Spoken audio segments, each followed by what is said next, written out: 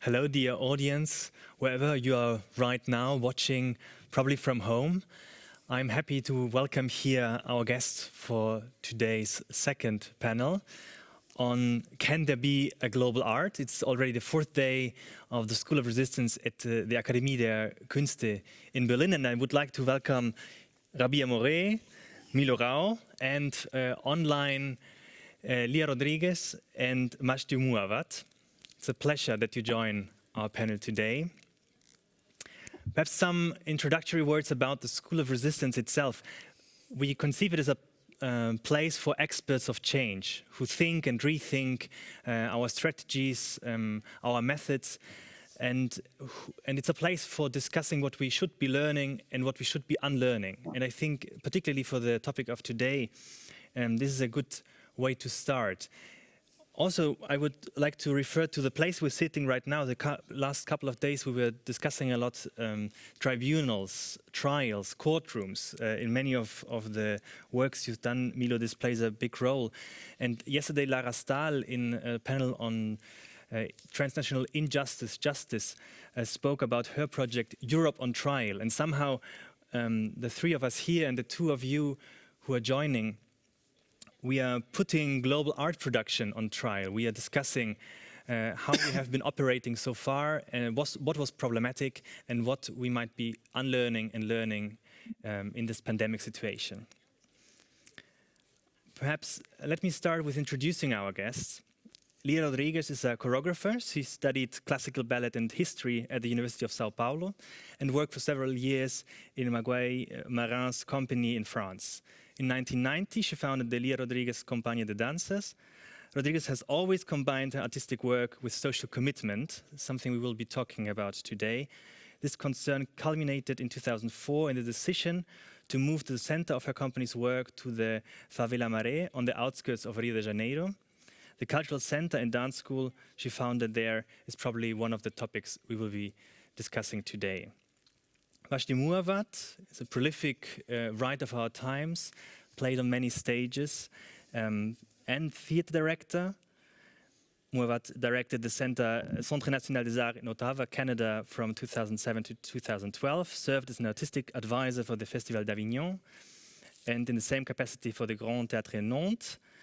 Mouawad has won several prizes and is since 2016 director of the Théâtre National de la Colline in Paris. And Rabih Mroué, to my right, is director, actor, visual artist, writer.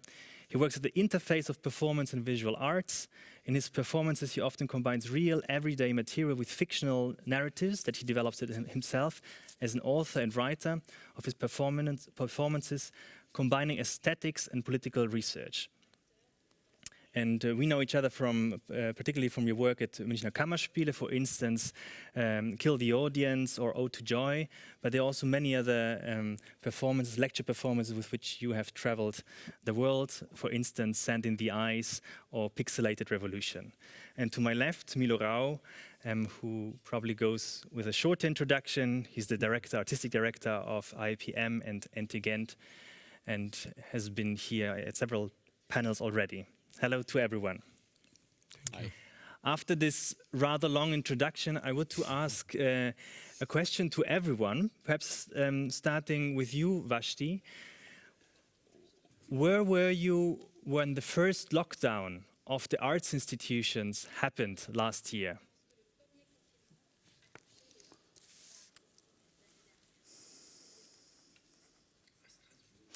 I was in Strasbourg. I was getting ready to play.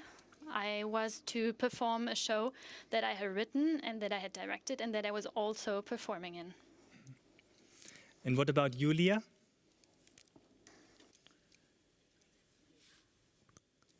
Unfortunately. A very beautiful year, full of work that will provide our survival in Brazil, and everything was canceled. I was actually in France, and I was able to send back in a very tight moment everybody to Brazil, and I stayed in Europe, and I'm here 1 year now out of my home. Oh, I didn't know that. Oh. And you, Rabia? Yeah, I was in Leipzig preparing for a performance with my partner Lina Majdalani. It was actually 1 week before the opening, and we had to go back home to Berlin. So. And it fits quite well, Lia, what you said about you being stuck here in Europe with what Milo and me probably can narrate about this moment. Perhaps, Milo, you want also to share where you were when all this started. Lia, I was in the north of Brazil at that very moment in Marabá, starting to rehearse for Antigone there with local actors, and yeah, it stopped. And then somehow over Sao Paulo we could go back in a week to Europe, and then I was stuck in Cologne. And I myself, to complete the picture, I was in Sao Paulo for a festival. We were showing Femme Fatale of Philippe Ken, and it was really, the theaters were already closed in Europe, but we were still performing. The reason I'm asking, and perhaps Lia, you want to reply to this, is what does this tell about the way we were working before the pandemic? How we were working at different places on a global scale, and perhaps also in which way this might have been problematic, because I perceived this very short period for a festival in Sao Paulo, traveling there, showing it, the technicians don't even see the city and then they return, as something quite problematic, and perhaps now it's the moment to reflect upon this. So how did we work on an international scale before the pandemic, and what was problematic about it?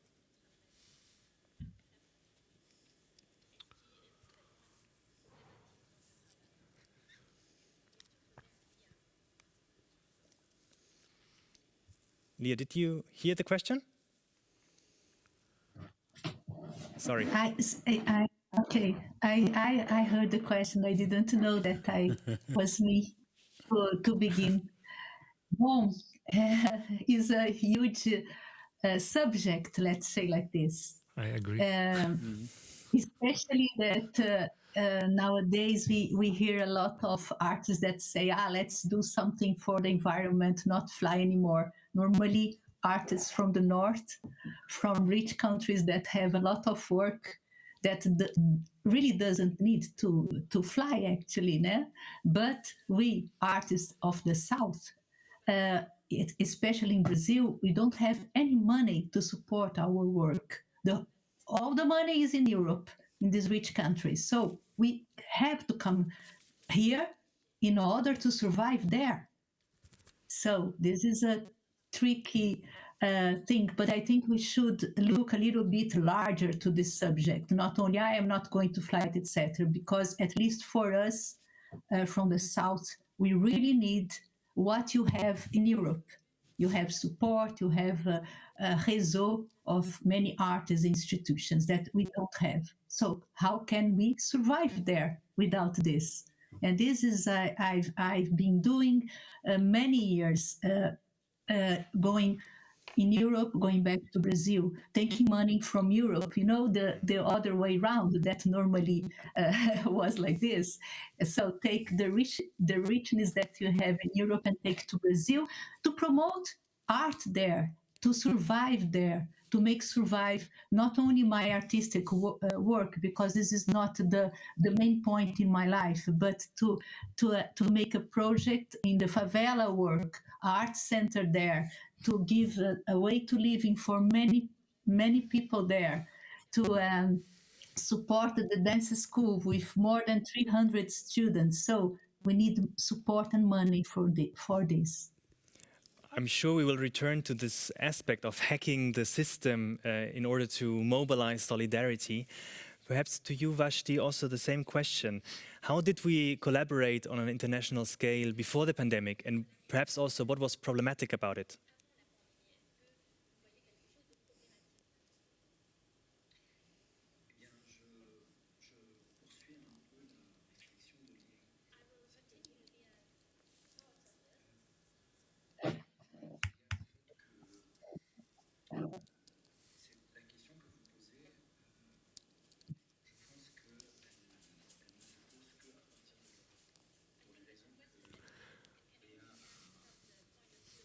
Yeah, it will come back. On t'entend. We can more or less hear you. I apologize. Okay. Okay, we start again. I was saying that building on what Lia was saying, the question that you asked is a question that can only be posed from the point of view of Europe. You have to be European to ask this kind of question, because indeed it is very complex. Europe is precisely the locus of financial power with regards to artistic creation. And I won't repeat what Lia said, but I will speak from the perspective of Quebec, where I was largely educated, even if now I work largely in France. In Quebec, there is a festival that is very important that you might know. It's the Theatre Festival of the Americas. If that festival hadn't existed, it would have been entirely impossible for artists from Quebec to confront themselves and compare themselves to the global artists. If artists of South America hadn't come to Montreal, if this festival hadn't invited Alain Platel, Nina Gawa, Afghan artists, African artists, South American artists, if these companies hadn't been able to move by plane to Montreal, an entire generation of artists from Quebec would not have been able to evolve. Because Quebec is a small society in terms of population, surrounded, a little island surrounded by Anglophone areas, and we could have ended up dying or becoming somehow incestuous artistically by working together with the same people, by having always the same points of view. And it's due and thanks to the foreign artists that many artists from Quebec have been able to develop their art, because they have been confronted with artistic forms and ideas that were extremely powerful and have been able to call into question their own work of art. If, starting from today, artists stop moving, for all kinds of probably good reasons, artists of the countries that we go to lose the possibility to confront themselves with other art. What is interesting is that if we were having this debate in Montreal, I think that we would not be asking this question. Rabih, you also said it's a problem, like a complex, difficult question I'm raising. Yeah, it's difficult because, I think, to answer of how is it going today during the pandemic, we have to go through how it was before, and how it changed. Maybe I don't want to go before. It's just to talk about something. For me, I think it's interesting. Is especially for the first 6 months of the pandemic, there was something very noticeable, and to recognize it is that the center of, as Europe as the center, as Wajdi was saying, it was decentralized with the pandemic.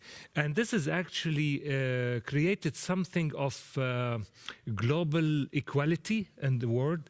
For the first time, for example, in Lebanon, in October, there was a revolution in October 2019. And then the pandemic came to fading it out, it's repressing it, in addition to the authorities in Lebanon. But at the same time, there was something for the Lebanese fine. I felt it also, is that for the first time we don't feel that we are alone facing this enemy. It's actually the whole world together. And one thing that I would like to talk about is that during a year, maybe more or less, the quality of art and what artists are presenting was not important anymore during this year. What was important is that this solidarity between all the artists and the world, and especially the countries that were really suffering. For example, Italy at that time, it was like a big issue in Europe and in the world. And then Spain and France and like, of course, a lot of countries. But it was like, for the first time, I felt myself like, it doesn't matter the quality of the work, like if I'm presenting of someone, of like an artist or like a festival, that sometimes I'm not convinced with the quality, or like quality intellectually or like practically. So it was not really important. The important thing is just like to have this solidarity with each other. And this is something we didn't have it before.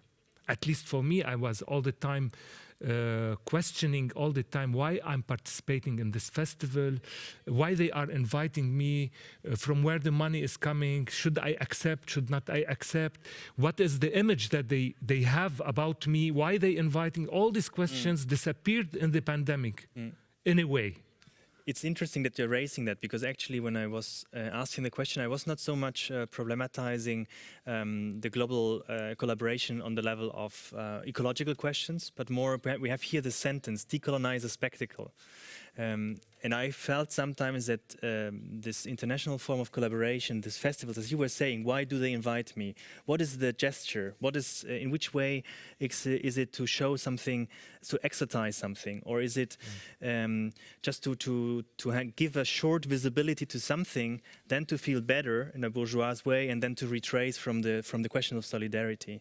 And that's why I'm also problematizing how did we work, and in which forms of production did we perhaps participate with our artistic work. And that perhaps leads also to you, Milo. How do you look back to the time before the pandemic and the international collaboration? I just to come back what I just heard from Lia and from Wajdi and also from Rabih and from you. It's very interesting how focused you still are, even being in a global system of exchange of art and everything. That I think many people never heard a statement in Europe like the one from Lia now. I didn't read it in any theater journal, this problematization of not flying anymore and not exchanging anymore, and who pays the price for it. Because where is the center of this, all this what you call richness, all this money, and also of the symbolic capital on the schools you can go, and so on and so on. And it's everything in Europe. And of course, it's simple to say in Europe, so now we stay in Europe as we did it for so long time, while the global economy, of course, is continuing and the managers are flying and so on and so on. So I think the first step for me is to, and that's, I think, if I remember well, was also the reason why we started this School of Resistance, to really confront the very limited perspective we can have on global problems by the life, by the milieu, by just the reality, how we construct our knowledge and our practice, to widen it, to open it, and to find then solutions together on a global level. Yeah. So that's what is interesting for me. And of course, I can now talk a lot about how I was starting to think about it, but I think in that way, I'm really a cliché European artist that decided immediately we have to have less touring, we have to have more sustainable forms of producing in my theater in Ghent. And I don't think that this is worthless. Still, I think, but it's only a part of the problem. I think this will lead us to one of the core questions of what we are trying to understand today, or learning and unlearning. What is our relation to a specific territory, a specific social context in which we are working, and how do we make this visible or mobile in a global context? And I would, in this case, like to start with you, Lia. Perhaps you can tell a bit about, you mentioned the school already, how you work in a specific place, a specific social territory, but at the same time, you travel with your work globally. And how you see the relation between these two poles? First of all, I have to say that I'm speaking from a very specific place related to Brazil. I am a white woman. I am from middle class. and this means a lot in my country.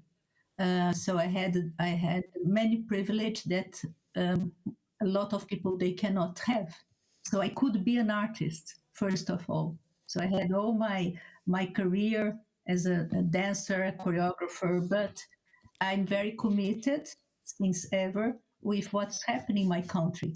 Is when I heard about solidarity in times of Corona or even before, I don't see a huge change. And I think the pandemic hit differently in different countries.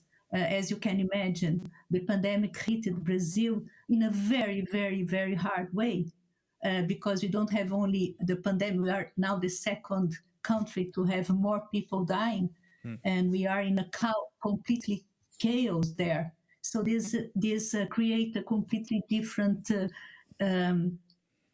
form of solidarity. Of course, we have a lot of solidarity in Brazil. The place where I work, the NGO with whom I work in the favela, made a huge campaign to give just food to people that don't have nothing to eat. 17 families. But you go to your question. So I work and I made my artistic and pedagogical work in this territory. It's a huge favela with 140,000 inhabitants. Is bigger than 8% of the cities in Brazil, and of course, is completely doesn't have many. How to say infrastructure for their lives. It's a very hard life, specific more and more now in the pandemic times, but still with violence. But in the other hand, they have a very a life. Let's say like this. People are able to create, to reinvent themselves, because life for them say every day no, and they have to reinvent themselves and say every day yes to life. So I learn a lot. So I arrived there without a project, but just together with this NGO that is led by people that born in the favela. This is a huge difference also. So together we decided to create art center, and we created this art center in a huge space that was completely destroyed. We still, the past 10 years, we tried to raise money to make some works there. And then this dance school in 2011, and we have these 300 students for all ages. But it's also where I work, where I made my creations, where I'm always in this very specific place that I have to ask questions myself every day. What I'm doing there, I have to have a radical listening to people that lives there. And to speak about my relation with Europe, as I said in the first question, that I have the support of many institutions in Europe, luckily. Otherwise, I would not able to follow my work. I don't know in which way I will follow my work. So I try to, because when I am in Brazil, I have to deal with this specific territory that ask me many questions. But when I arrive in Europe with my work, also I'm seen as a Latin American artist, and it's very complicated and complex and very interesting to be in these two places all the time, traveling from one to the other. Thank you. Perhaps also the same question to Wajdi: how does the specific place we work in relate to the way we collaborate on an international level, and also combining it perhaps with a question from the audience? How can we deconstruct a European-centered solidarity and instead create a decolonial solidarity? Global. Mm. Global.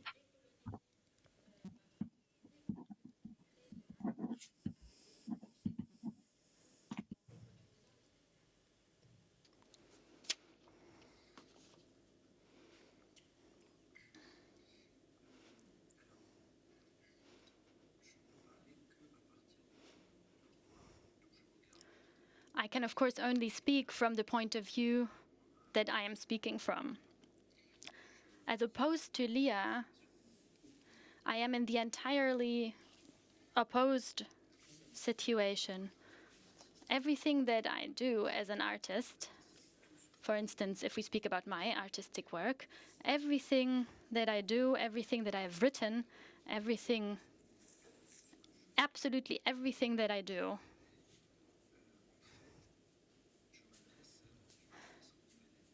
I always address the Lebanese. I write plays starting from Lebanon. I begin with this exile. Nonetheless, all the plays that I have done, that I've written them with actors that are not Lebanese. I have worked with actors in Quebec for spectators in Quebec, because theater is particular in that, as opposed to cinema, a theater play is for the spectators that are roughly 3 miles around the theater. 90% of the spectators live close to the theater, not far away. So this is the people that you address. All the while, everything that I talk about talks about an injury that has occurred in a country that is thousands of kilometers away. I myself, therefore, I'm always decentered. I never live in the place from where I write. I don't live in my emotional territory. I live in other territories. And everything I write it together with artists that do not know anything about the situation that I describe. I keep describing the war in Lebanon to actors in Quebec. I have to transmit this to them so that they can carry the work. And there's not only the actors, but there's also the spectators.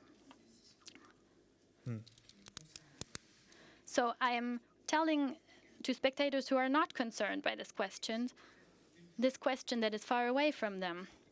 Only once have I had the opportunity to go perform these plays in Lebanon. This was the only time in my life where I had the impression that those that I write for heard me. The rest of the time, I'm entirely decentralized. So my relationship to territory is rather paradoxical. Right now, I'm directing the theater Théâtre de la Colline that is situated in Paris, in a very popular, down-to-earth area. It used to be called the Theater of the Parisian East. It's still a working-class area of Paris, a little bit. And currently, I am in the process of rehearsing a performance that takes its starting point with an explosion that has occurred in Beirut, and I do this with French actors, and I spend my day asking myself the question how I can make sense of what I want to narrate here to a spectator whose story this isn't at all. How can I, when I write, when I direct,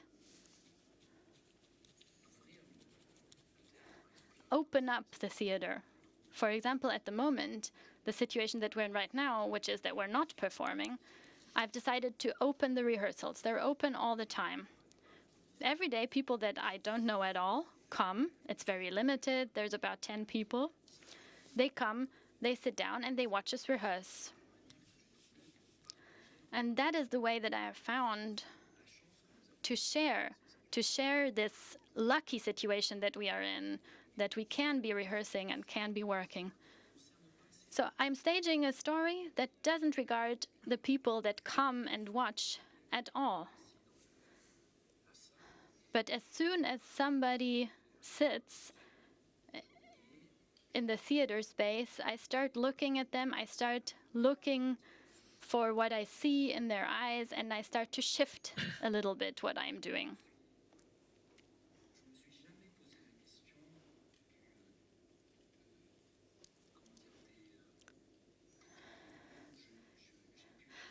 I have never asked myself the question why I was invited to the countries that I was invited to.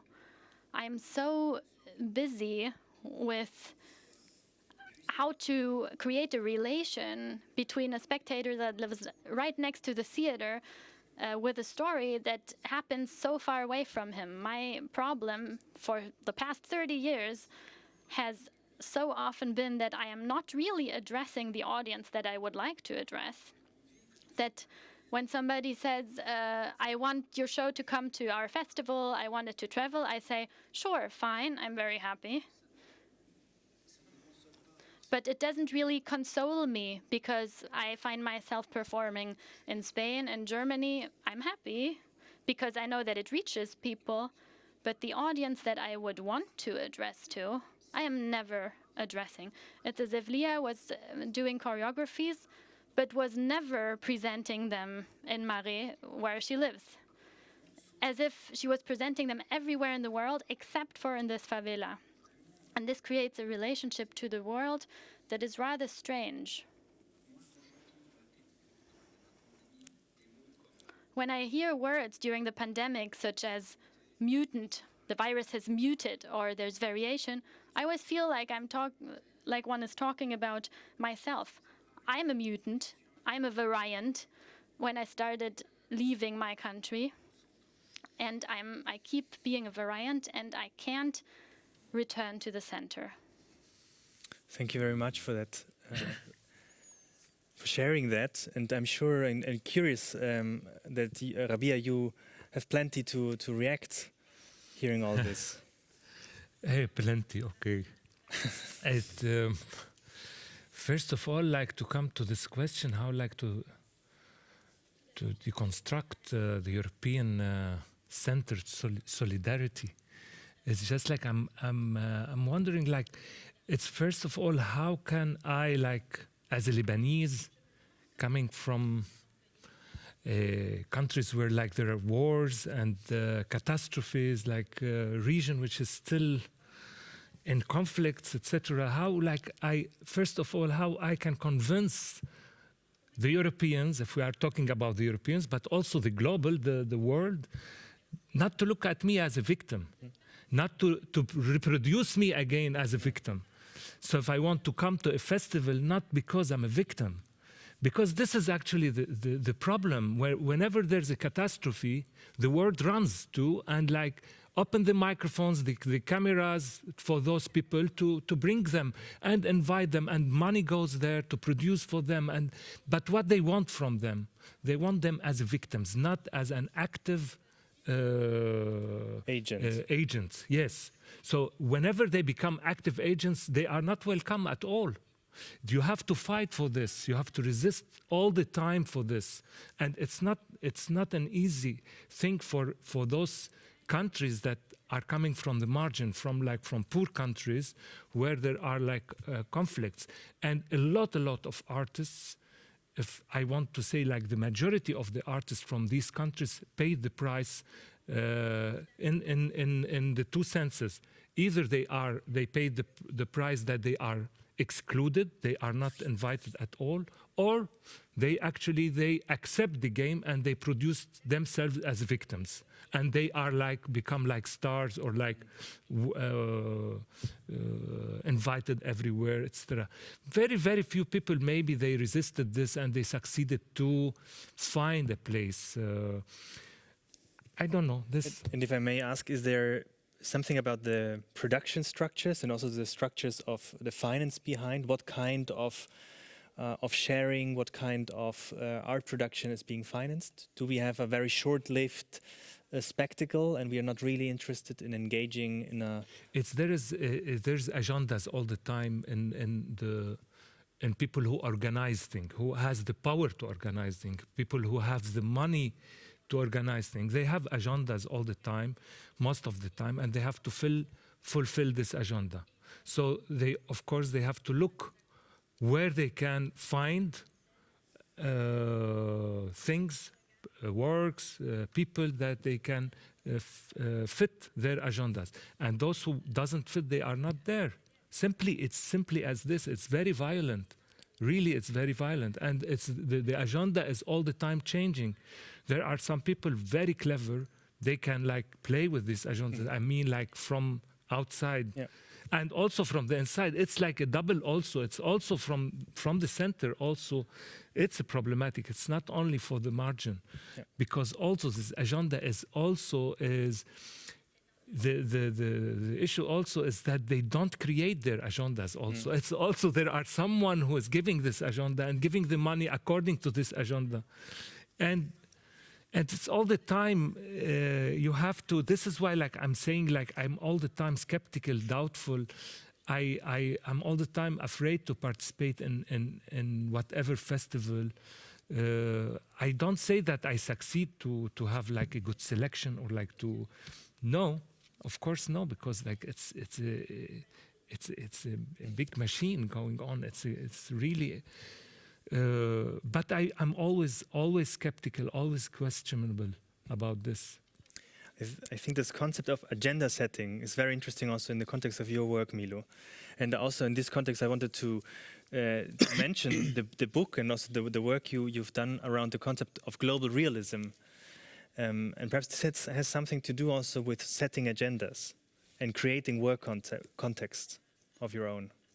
Yeah, I want perhaps to come on something that Rabih was saying, because what for me is very interesting, there's an economy of compassion, I think, in the art sector, in the bourgeois art sector, that you would be invited, as you said, because you are a victim of a conflict, or you lived a conflict, you have a special biography. And some years ago, or 5 years ago, 6 years ago, I made a play, Compassion, what was exactly about why are you always exposed as a victim, and why is there this kind of struggle of being a victim even in places where are no victims, you know, somehow when you enter the art sector, and why is there this place in society? And that's for me, as a Marxist, the most scaring part, where being a victim is good, while in all the other places it's a huge problem. Right. And you can't capitalize it. You can only capitalize it in these festivals. And why did we create this economy of compassion and of being a victim, and you go around in the world, and why does it exist? Why did we create this counter world, which is somehow where we give agency to people that when they step one step aside don't have any more, you know? And we have never-ending discussions about what is the percentage of agency in that room, and I think that room in general is wrong. The way how we represent, it becomes now a bit, let's say, general, I know, but how we represent the world in art perhaps is wrong. Perhaps we have to find other ways of representation. As Wajdi described and as Lia described it, like on really landing somewhere, or really accepting the exile, or really trying to do activism and not art, or really just working on your stuff and I'm not interested in including however, you know, kind of rejecting all this neoliberal like tolerance, inclusion, agency, and question the things. And what would it mean? Because they are all beautiful concepts, but what would it mean basically? And then we come to the global realism. How can you change actually a system where you have a parallelity of global exploitation and global compassion? How can you kind of reflect on what you would like to do as an artist and then is intellectual into real, let's say, for example, the distribution of a work, the kind of how you produce a work, how the institutions are done, where you work to do it. And I think the only thing we can do at the very moment is criticizing it, is perhaps somehow escaping it. But for me personally, is really to, and that's why I think what Lia does and what Wajdi does is for me beautiful to say, okay, we land on that place, on atterri, and there we try to do a work that is really senseful and has a time and has its own complexity, which is incredible, you know. And you try to decolonize, I mean, your neighborhood somehow. And I think that's what I'm also interested in the very moment, to say, okay, what is this project? What is this actually? But I'm less exposed to it than you, Rabih, because as Wajdi, I became the director of a huge institution, or not so huge, but still a city theater. So I have some chances to reconstruct it, limited, but still they are there. Right. And I have a neighborhood, you know, even if I'm not from Belgium and etc. I want to add one thought about, because we are always talking about Europe, and I think Europe is colonized too. I mean, you have to go to South Italy, to South Spain, to Eastern Europe, to wherever, and you will find a totally other Europe than in these festivals or in Berlin or in Paris, of course. So there is no Europe that is kind of colonizing the world. We are all the time colonizing ourselves. Which is exactly also, I would refer also to the same point for also Wajdi that was saying like about the audience in Lebanon, Wajdi, is that also this is something, because I lived there most my entire life there, but also I didn't feel that I'm reaching the real audience in Lebanon. I was like, it was a very, very limited audience, and the rest are like, you cannot reach them, and they are like, we are in a valley, as we say, and they are in another valley. This is a Lebanese expression. So just like to say, like, yes, really, when you go from one part to another part in the same country, you can find that there is like also the power game is there, and it's violent. How like they exclude each other, or like how they do like this violence relation and repressing each other. So, I mean, there's definitely a construction of centrality and periphery and gravity and margins going on all the time. And perhaps this leads me back to one of the questions we had at the very beginning, Lia, when you somehow showed how important it is to hack the system, to mobilize resources for other communities, but also perhaps for other forms of art. Perhaps you can go a bit into this question of how we should be hacking this system in order to really mobilize resources and solidarity. I don't know, but I have some things that I want to say about victim, for example. I don't see us Brazilians as victims. Also, I don't see myself victimized. I don't know how to say this in English. I think we have a huge knowledge in Brazil, especially, indigenous people, Black people, people from the periphery. They don't feel themselves victims. Of course, living in a country as we live, that each 23 minutes a young Black boy is killed, makes the whole difference from everything that you do, art or not art. So this is one thing. Then I would like to speak about audience. I present my works always in Maré since the beginning. I stayed there for 1 month, playing 5 days a week. And this is very important for me. And there is no difference from the audience in Europe and the audience there in Maré. So I try to really stay in this place, showing my work as an artist and be make social projects and art projects.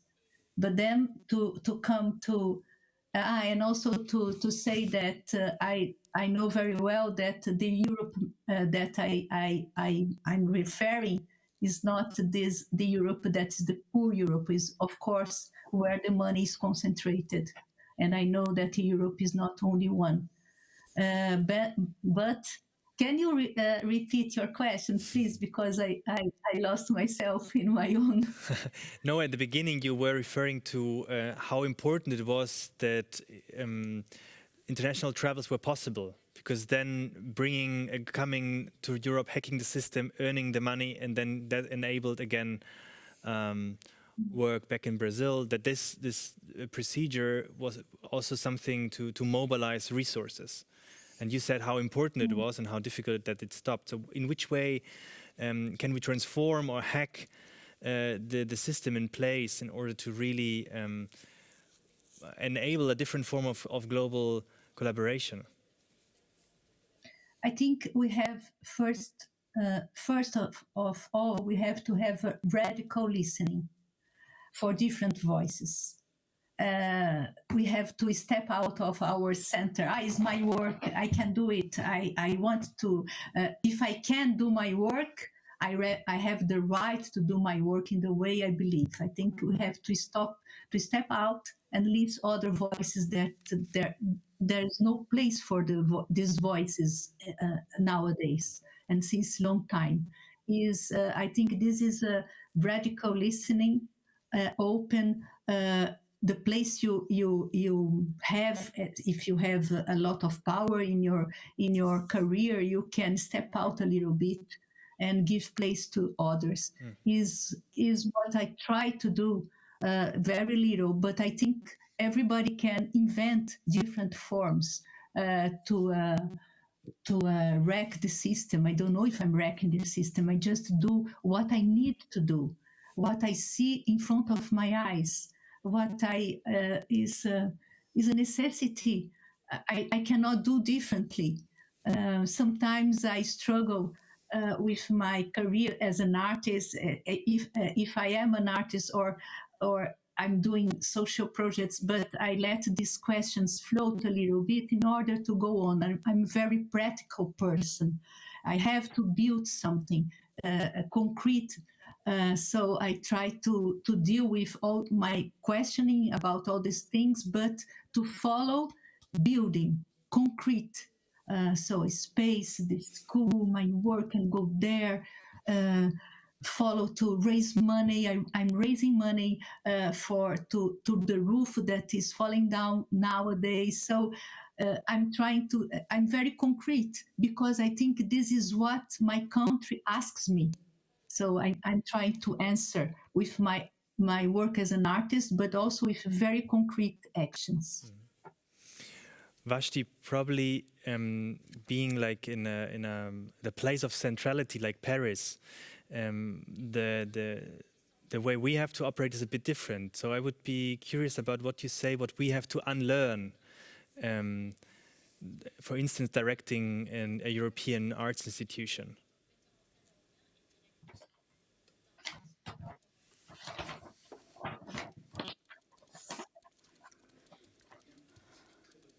This is a very good question.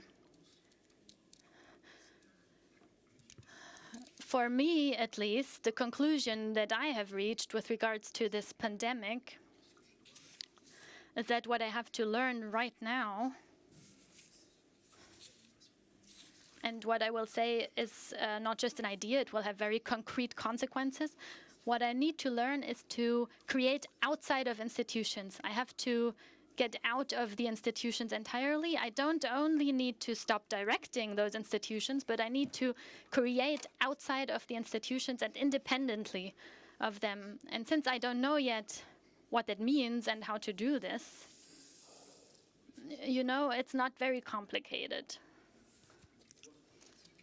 Political power definitely needs to know two things. One, what are doing its scientists and what are its artists doing, because those are the two areas of research. As long as through a system of financial support,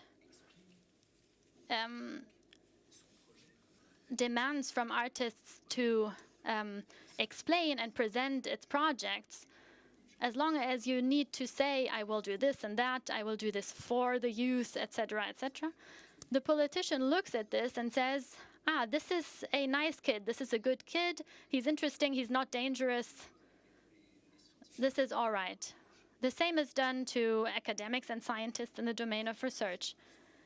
This means that the political world, even if they're not aware of it, they absolutely need to know what artists and scientists are doing. And for me, this is also a kind of a framework that you have to fit in. You go to school, art school, then you found a company, and you continue to enter in this machinery that is institutionalized. At a certain point, you start directing institutions, and you don't always ask yourself the right questions, those questions that Rabih has mentioned. Why am I invited? You are maybe honored or flattered, you want to go. And it's also marvelous to hear that you are loved. An important director tells you as an artist, I love you, and you think, thank you so much, of course I'm going. Everything that I'm saying now, I'm talking only about me, of course.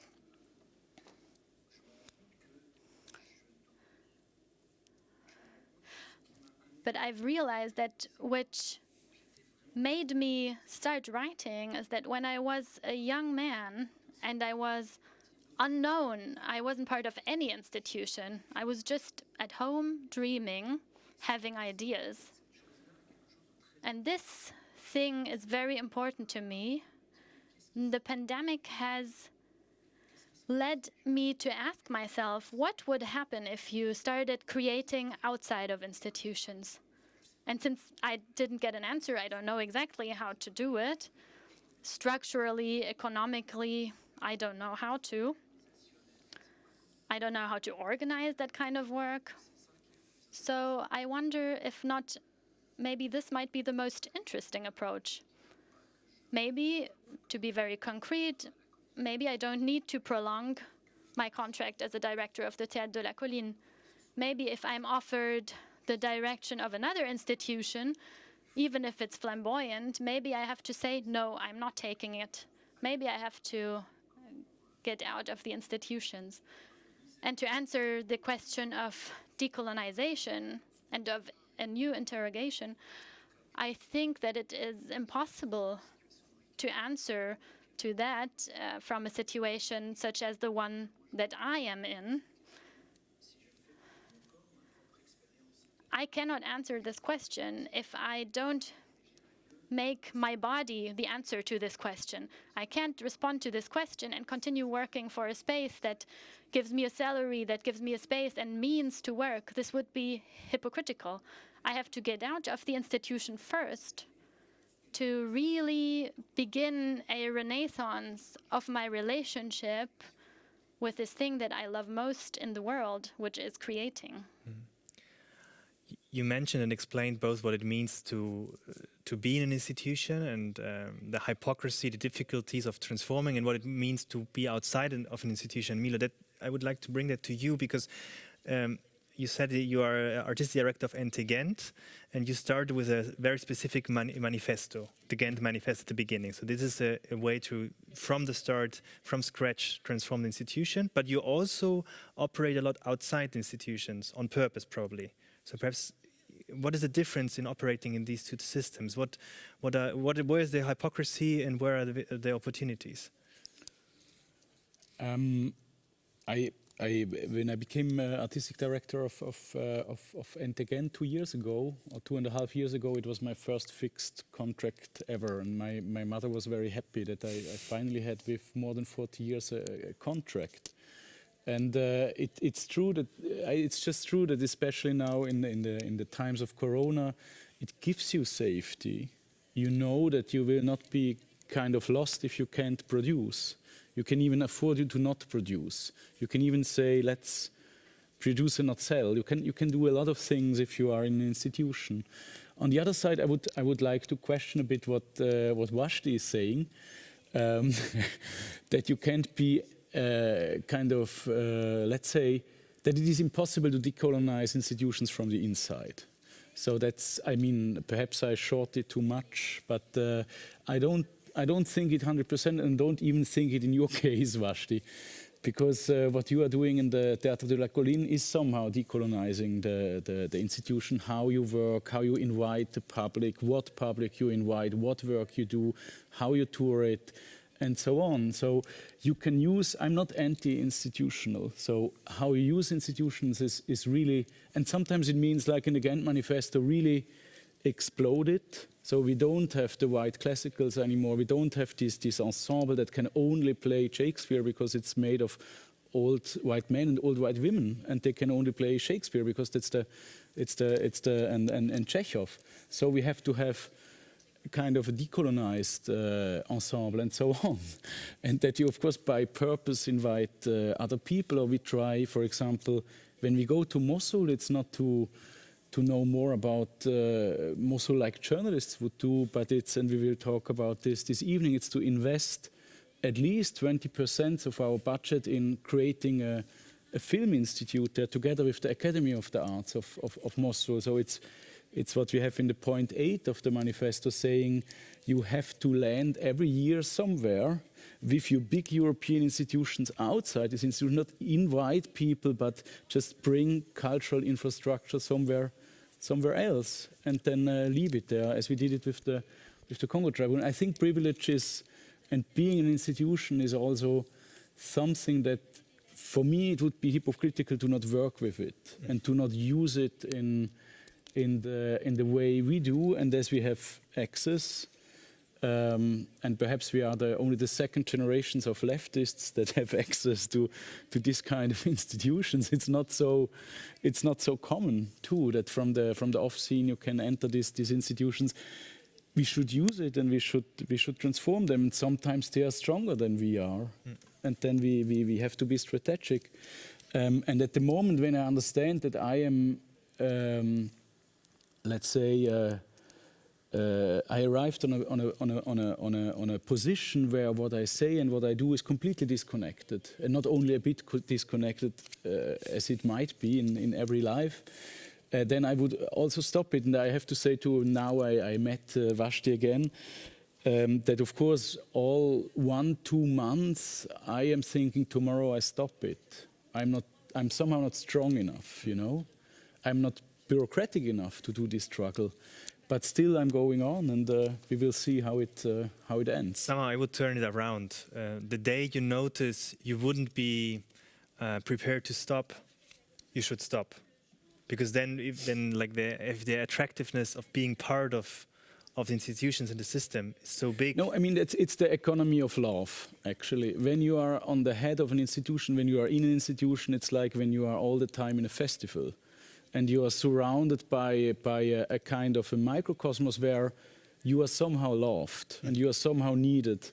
And I think that's for many people a reason why you would work in a group. It's also the description of solidarity. It's also beautiful. We don't have only to criticize it. But of course, in the moment when you understand to be loved is more important than to do your job, perhaps it's dangerous. I don't know. I can end with a quote of Bertolt Brecht that I like a lot. He said, "When there is city A where there is a necessity and the people needs me, and there is a city B where people loves me, I would prefer to live in city A." And I think that's perhaps the answer on your question. To add a footnote, since we mentioned the Ghent Manifest, which of the 10 commandments is your favorite? I hope you ever read this, but it might be completely mysterious what you are talking about now. I have actually and I found it again with Wajdi and also with Lia. I think it's the second one.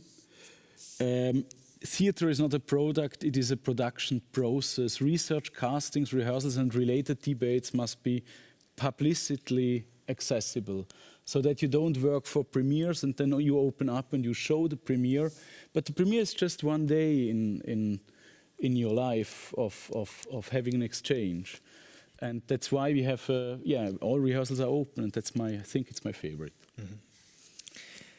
Rabih, probably there are different things that have been mentioned you want to react to, but I add one more question and then you can pick your path.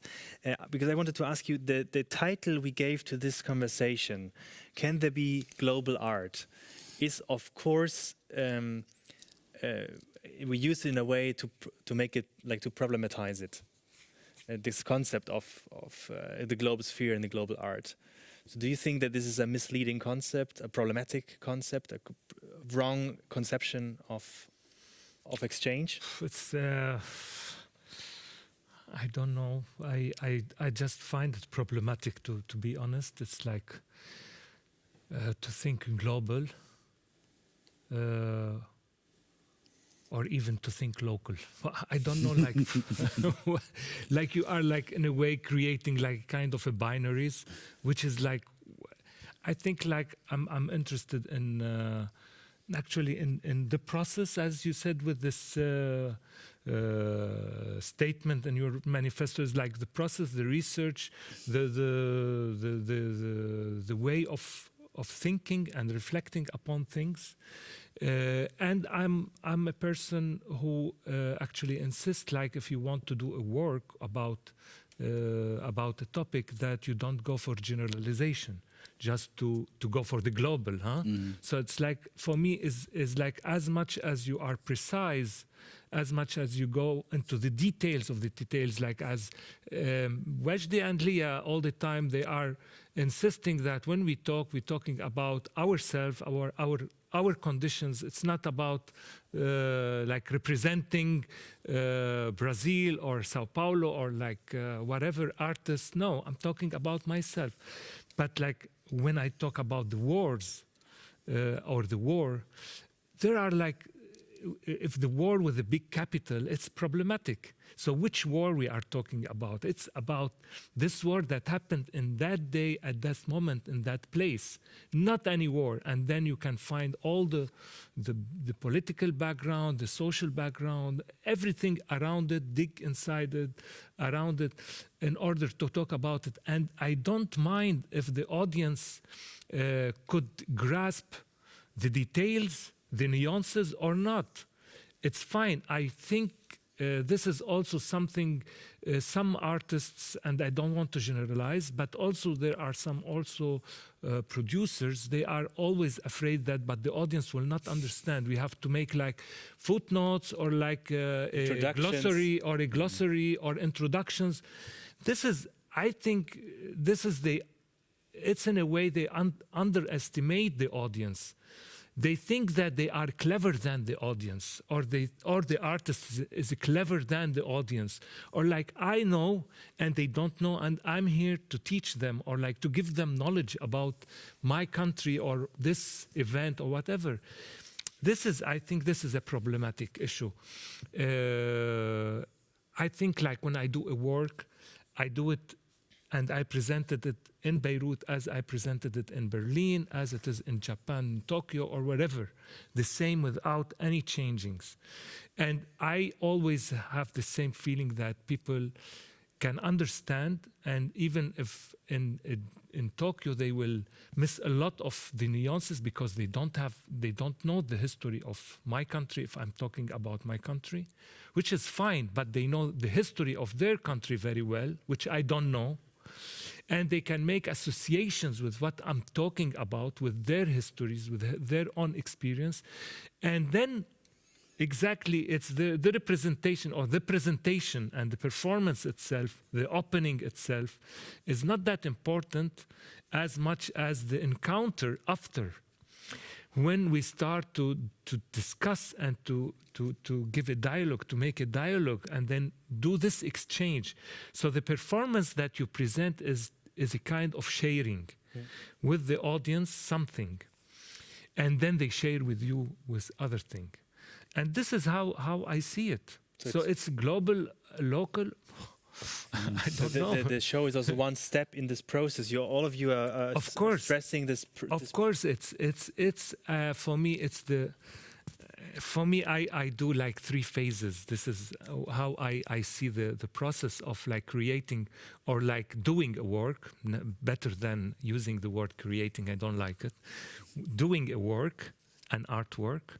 It's in 3 phases. The first phase, when you work alone or with a group, with the process, with the research, etc., which you don't think about your audience. You don't know to whom you are addressing it. Actually, you are addressing it to yourself, to the people you are working. We are thinking, you are provoking yourself, you are questioning yourself, you are pleasing yourself. It's your pleasure, it's your torturing, it's all of this. Huh? Then the second phase is when you share this. When you see like, okay, this moment I want to stop it because it's endless research. It can go on. So let's stop it here and share with the audience what I have now. So this is the performance. And the third phase is the very important one, when you start to meet with the audience as individuals, when each one of them has a voice, has a political presence, and everyone has the ability to articulate her own ideas and questions and thoughts, and the debate that comes out of it. So it's when you come back to this equality with the audience. For instance, in Münchner Kammerspiele, with your work Kill the Audience, there was always an aftertalk to every performance. And the aftertalk was really sometimes an hour. It was almost as long as the performance itself, because everyone was so engaged in discussing. Right.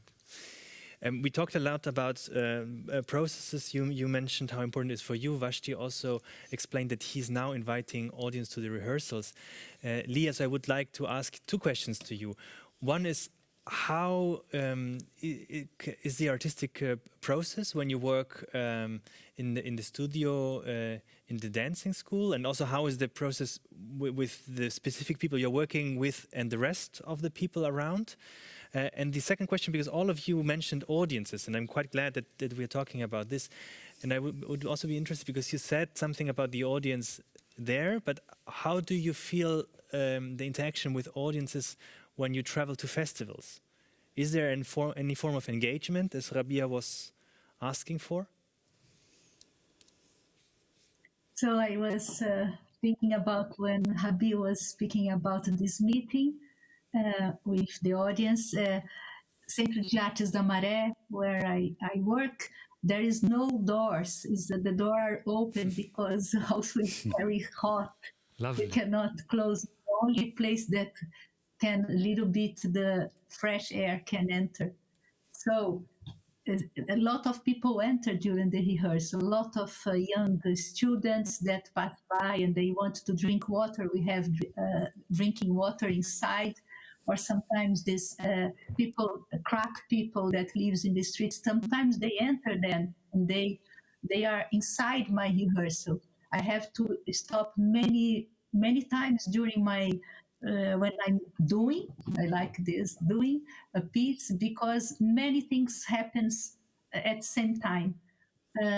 So I think this is the first meeting with a kind of audience, because they are very curious always. As we have two spaces and many activities are in the other space, there is also no door.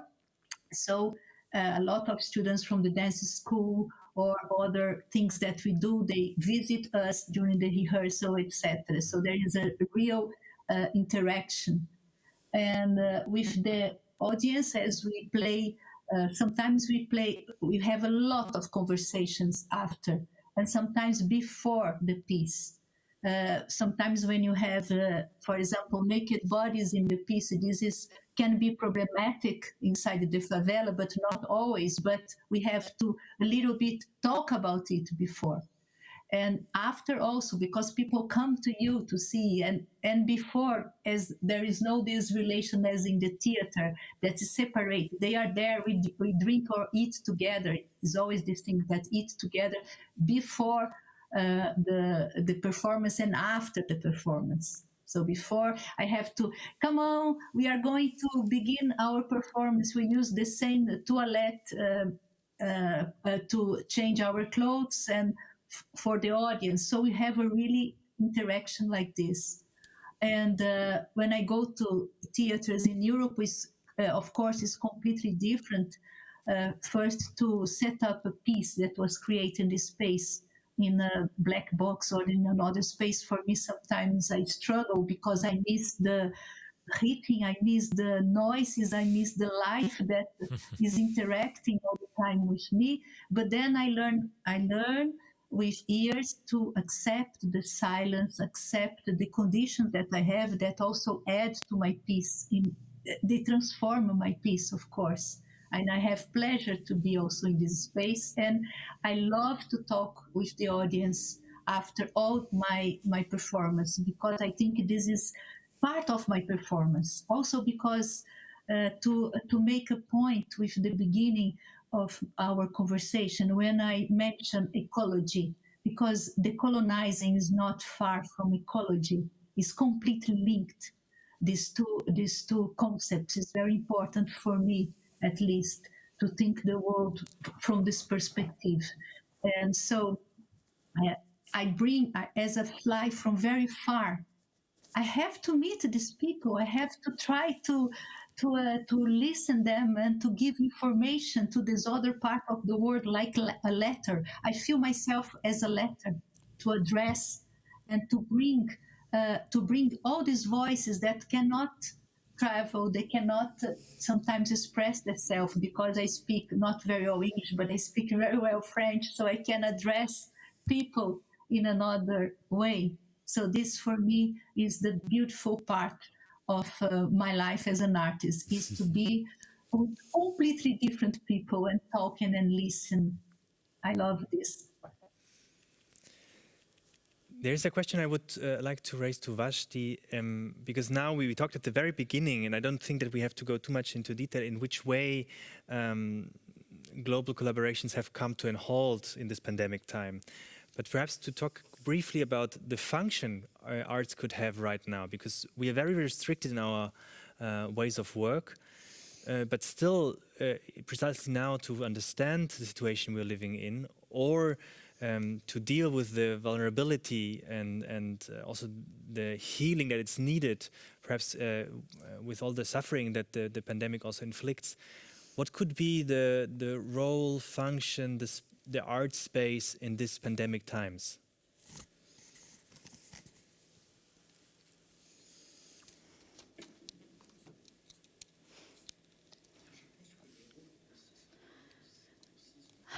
I believe that the role is to resist to the social attraction. I believe that we have to become a social agent. We have all different tendencies. Some artists are metaphysical, pure artists. They have to stay that way. They have to be trustful to themselves, and they can't have the feeling that if they don't, they stop being artists. There's other artists for whom the presence of the social is very important, and this is very good too. What I rather think is dangerous at the moment is this injunction. One has to be social, one has to help people. Yes, that's true, but it's maybe not everybody's function. Not everybody has this affinity. You know, maybe in 10 years there will be a different pandemic, a virus, and when this virus hits, one will realize that the only possible way of healing it is a performance. It's like Tarkovsky's Solka, and this is the vaccination against this virus.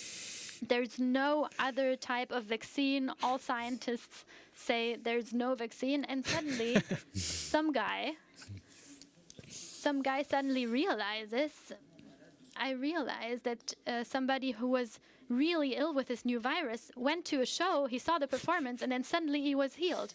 And then suddenly everybody realizes that metaphysical, unsocial artists are the vaccine for this virus. What will we do then? We will not be able to be Tarkovsky, all of us. We will not be able to improvise Hölderlin, each and every one of us. But what we can do is to not be wrong about yourself, to not lie to yourself about who you are, and not to start telling each other stories, saying artists should do this or should do that. I have absolutely no idea. I just know that I have to ask myself, what is my language? And I can't betray my language. How do I write? From where do I write? There is this citation from Hölderlin, says, what use are poets in times of need? This is a phenomenal question today, especially since in France everything is closed. Malls are open, museums are closed. It's absurd. Because you could walk around in a museum like you walk around in a mall, but museums are closed. Churches are open, but theaters are closed. There's no logic to that. So the logic is that the government has decided that since it can't open everything, it has chosen. And it has chosen to close down culture and art in order to be able to open churches and malls. So what use are artists in times of need? If I asked the government who is taking the decisions it's taking right now, they would answer, they aren't really very useful. So starting from there, the temptation that I feel is to think I have to help, I have to do this and that we artists all start doing kind of the same things. By contrast, I say this all the more since I feel a dichotomy between myself and what is happening. My own language is a dichotomy. I'm not a social artist, socially engaged artist. I keep telling stories. I'm a narrator. I do very classical theater with replicas, with stage directions, with set design and decor changes. I'm a really classical guy, so I will not start changing now and stop being myself because suddenly I have to do something else. I think it is very important to not betray oneself and to not go wrong on oneself, to not change your own language, but to make it even more precise instead of starting speaking a language that is not at all your own. For sure, that the whole question of how art institutions are allowed to operate or not in this time would be a whole new debate. And I mean, we could share very similar stories from Germany.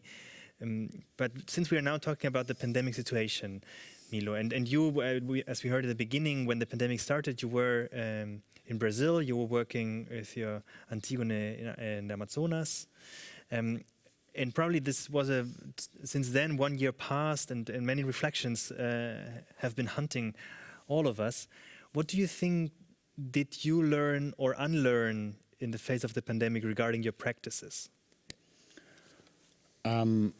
I think one thing that Wajdi is very right is that it's all a question of talent and of character. I mean, you are a good social worker and you are perhaps a bad artist, or you're a good artist and a very bad social worker.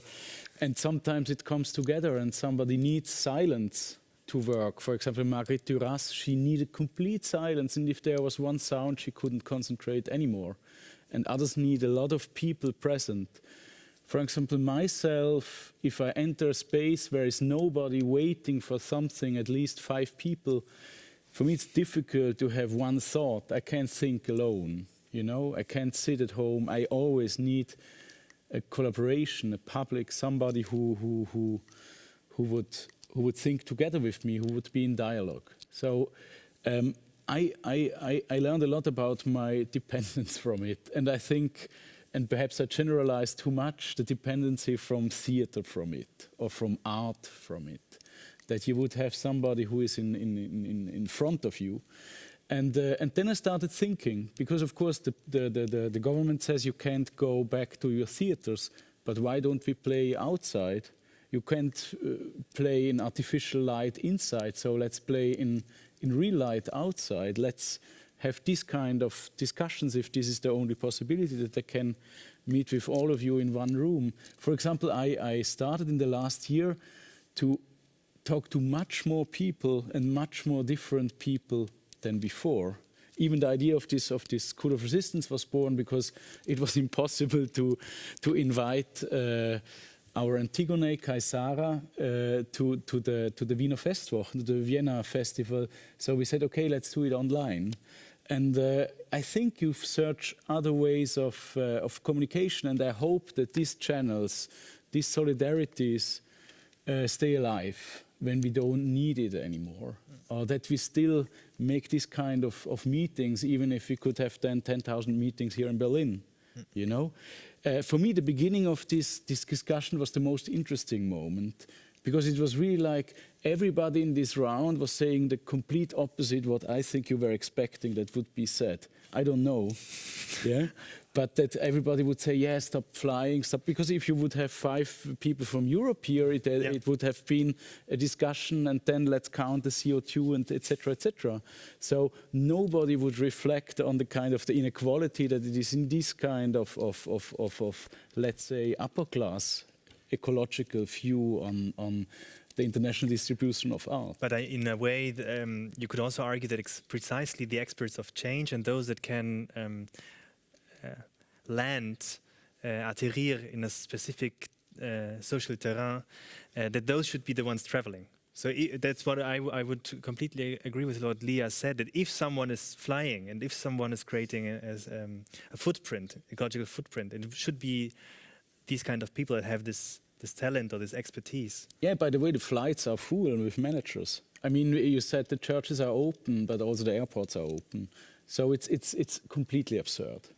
I mean, what we are talking here, that we want to cut down culture while everybody is continuing to distribute inequality all the time. And we can be distributors of equality somehow, of solidarity. I mean, that's a bit naive, but that's, I think, our role. And I think what Wajdi said, to be precise in what we know to do. And if you are, I was healed so many times by Pasolini. By the way, I was healed many times by Hölderlin. I'm a bit afraid that nobody would expect this, that I say that. But because I'm not the guy who would write a big elegy, and I'm not the guy who would do a play with many stage directions. So it's not my talent, but I love it, you know. And everybody has to be precise in his field, and that's what has to be distributed. And if we cut the preciseness of Wajdi and of Lia and of Rabih, and we say just, okay, we can't fly anymore, then what will be distributed then? I think this also brings me already to a final round of questions to all of you. A bit in the direction you were also mentioning the question of solidarity. So in regards to solidarity, in regards to cooperations, exchange, also on a global scale, what are your fears and your wishes for the future after the pandemic?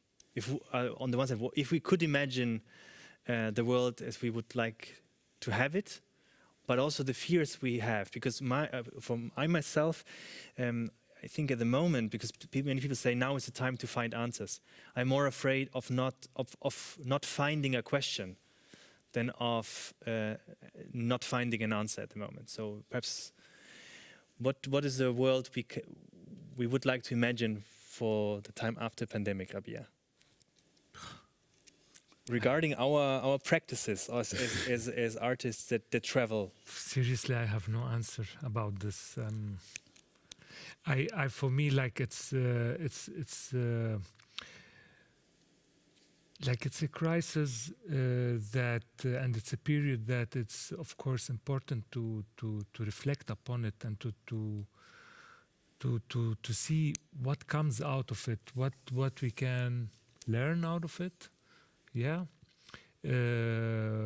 because like there's a lot of things happening in terms, like if we are talking about live performances, and this is specifically what is important now. If we are all like doing dance, theater, performances, like this is an issue that now we are losing. Like if you do films or videos, of course you miss to show it in a cinema, but you can still do films in the same way as before, or videos, or like an artwork, a painting, but like theater, where like there is a space, a venue where people are gathering. This is what we lost, but also what we gain. I think we lost. There is something not only negative. There is some positive things to think about it, with the relation with the audience and the performer. I personally experienced this because I performed online before the pandemic. You're an exception. No, it's maybe I'm exception, but like really I did the performances where like I was talking to a camera and like hidden in a theater, but hidden, and I have to speak to the audience, and the audience didn't know that I'm doing this live. They thought that it is a video recorded, but then they discovered that it's live. But I also, at the beginning, it was like really suffering, like how to perform to a lens. So there's no audience. You have to perform to a lens.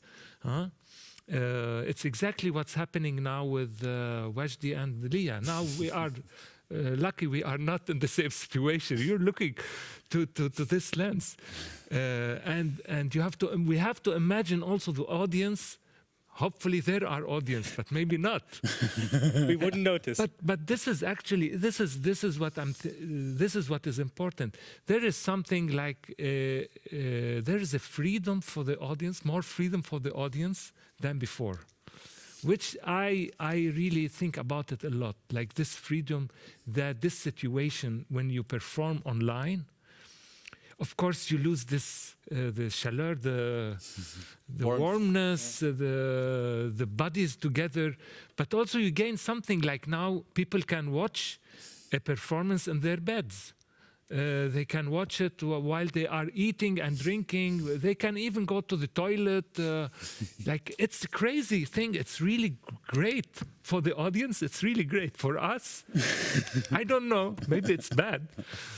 Because also I have to say, like I had a dream, long time, it's like a nightmare actually, I always had it, and then suddenly it happened to me now in the pandemic, which like I always think, because I always want to perform and put the light off for the audience. Actually, if someone wants to sleep, don't feel embarrassed. So I don't see him, I will not be bothered, and he will not, or she will not be bothered. But always I have this fear that maybe when the light on, I will see no audience at all. Everybody left. And this happened to me online, actually, when I was performing one day, and I was like doing very well my role. Really, I was so happy. And when I'm done, I switched because I was sharing my screen. Yeah. So I switched on, and I discovered that the connection was cut. There was no connection, and I was performing for nobody at all. And the funny thing that, as usually happens all the time when there is a technical thing, people think that this is part of the performance.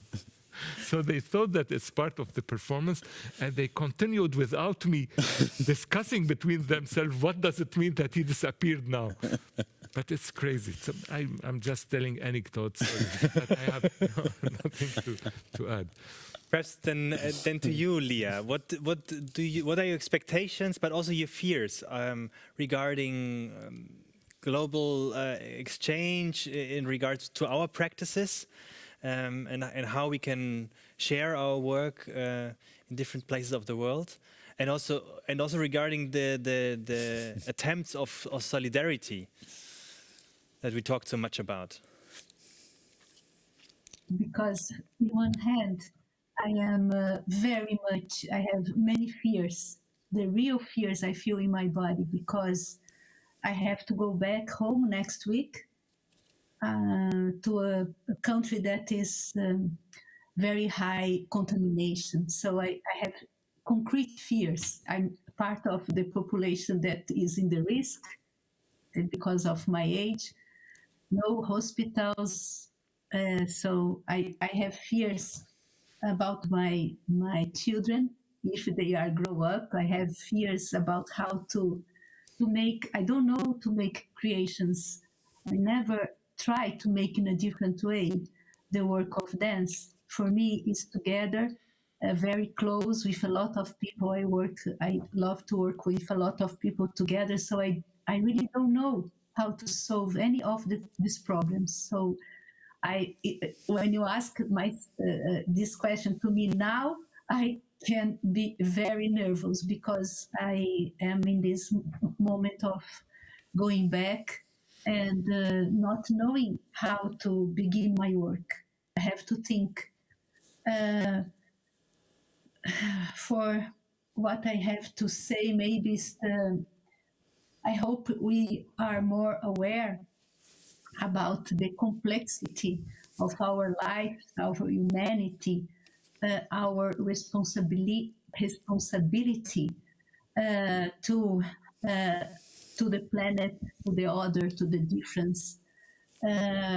And we have to learn to live with the trouble because things are not going to be good. I don't have this dream. I know that's going to be very bad, but not for me. Maybe in the first time, of course, the first person who will suffer is the poor, indigenous people, for example. So, how can we live with the trouble, as Donna Haraway asked these questions in her beautiful book? Is the question that I ask myself every day. How make this present moment more possible? Uh, I'm someone that works in a very small world because I don't have time to think too much bigger. Otherwise, I'm not able to do my work there in this specific place with these specific people around me. So I think I try to not think about your question in my daily life, not think at all. Otherwise, I cannot move. And I need to move. I need to move to survive and to make other people survive. I feel this responsibility. I cannot avoid this part of myself. Then perhaps, Milo, you want to continue? What is your perspective or your hopes and your fears for the time with and after the pandemic regarding your artistic work and the conditions under which we will operate? I was working quite, I have to say, quite fast before the pandemic, and this was somehow stopped. And I started to develop, I don't know, another rhythm, I think, during this time, and that's for me I can't expand too much about it. It's quite logic. So for example, I felt again like a student in this time, and I was doing projects and not knowing if they will happen. And I found out that that's why I made art, not to have a premiere and to always land, but to be in that state of developing, of sharing, of trying out. You called it this kind of research phase when you are torturing yourself, because I describe it if it only would be fun, but it's also quite strong, because it's also a relief to finally bring it out. And but to be confronted more to this and to give, and we come now to the institutions again, to perhaps more build places where you could do so. Myself, others, and so on, and that this is what it is about. And I hope, and I do what I can with the little influence we have, to make that possible. That not this kind of produce the next tour parallelly, that this craziness changes. And that's what I learned out of it personally. And finally, dear Wajdi, what is your outlook regarding our practices, our forms of engagement with others, with other artists in other places after the pandemic? And perhaps also, what are your fears regarding this?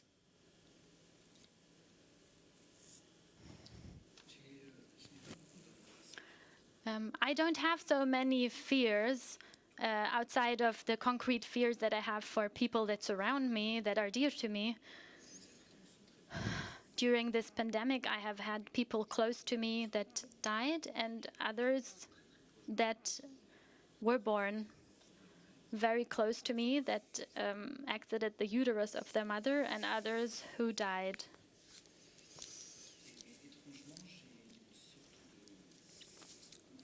Oddly, however, I have a kind of conviction, a confidence in the power of life. When I say power of life, I mean that life continues in the way that weeds grow in between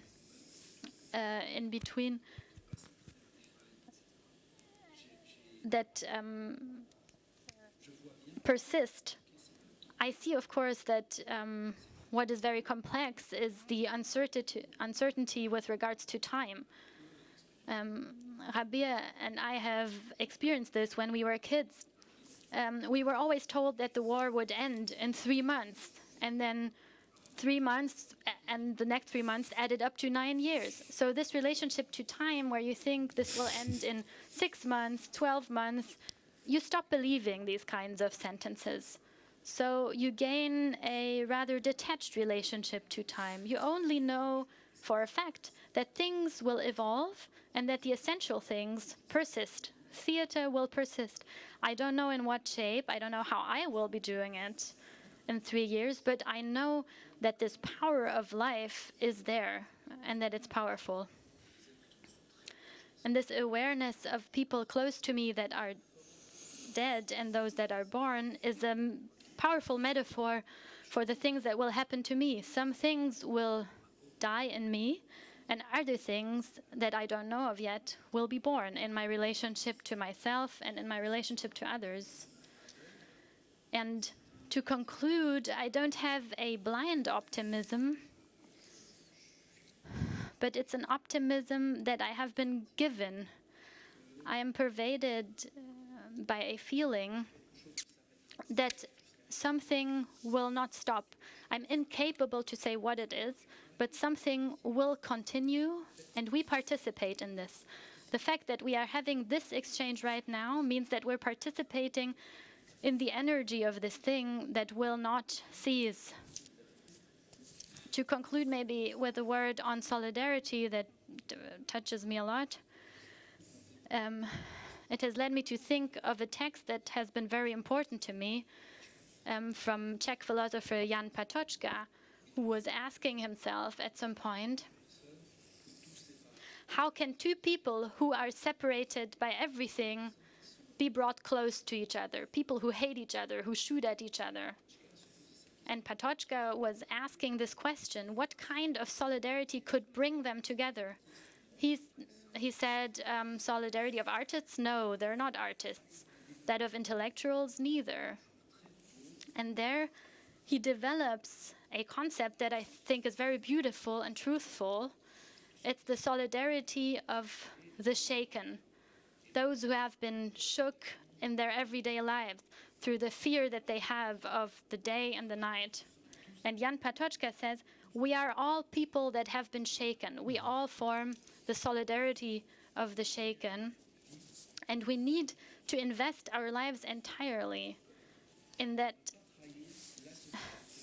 fear in order to not betray the solidarity of the shaken. Because if we are looking for comfort, if we are retreating, if we don't participate, we suddenly become people who are cornered, who hide in the back while others are dying. So the question that we can ask ourselves is, how can I serve with this thing that has shaken me? How can I serve others? By opening the rehearsals, by continuing to create in this place where we are, by assuming our responsibilities, and I'm coming back to this, by not betraying the language that is ours, by not changing our language, and by rendering it even more very powerful, even more impactful, to have the solidarity of those that have been shaken, and we have all been shaken at the moment. I'm grateful that you are pointing this out, and I'm sure tomorrow there will be a debate at 5 p.m. on the Revolt of Dignity with Luca Casarini, Lorenzo Marsili, and Ivan Sagnier. And this will be one of the topics we will try to pick up tomorrow at that talk. Now at 7, we will see the movie, the making of Milo's production Orestes in Mosul. For all those that are watching on Facebook, you have to switch to the webpage of Akademie der Künste Berlin, which is www.adk.de, because otherwise, you know, Facebook questions of distribution, we had that on the first night, is a complex issue. And there will be an after talk to this screening of the movie. And there will be Daniel Desmoustiers, the director of this making of documentation of your work. There will be 3 people who participated in the project: Susanna Abdulmajid, Khalid Ravi, and Sardar Abdullah. And cultural theorist Klaus Teveleit is joining, and the conversation will be hosted by my 2 colleagues, Elin Banken and Kasia Wojcik, who are also curators of the School of Resistance. And as you know, the School of Resistance is somehow quite classical. It's like television. The program is running. You have to see it while it's announced. And I think it's also quite nice that we come back in these times of pandemic to such a classical form. Don't do the on-demand thing. There's a set time when you're invited to join, and then we are gathered as a decentralized audience. For me, the last thing to say now is to thank all of you, Rabih, Milo, Lia, Wajdi, merci, obrigado, and thank you. Ciao. Thank you. Shukra. Ciao. Thank you so much. Thank you. Goodbye. See you soon. Goodbye.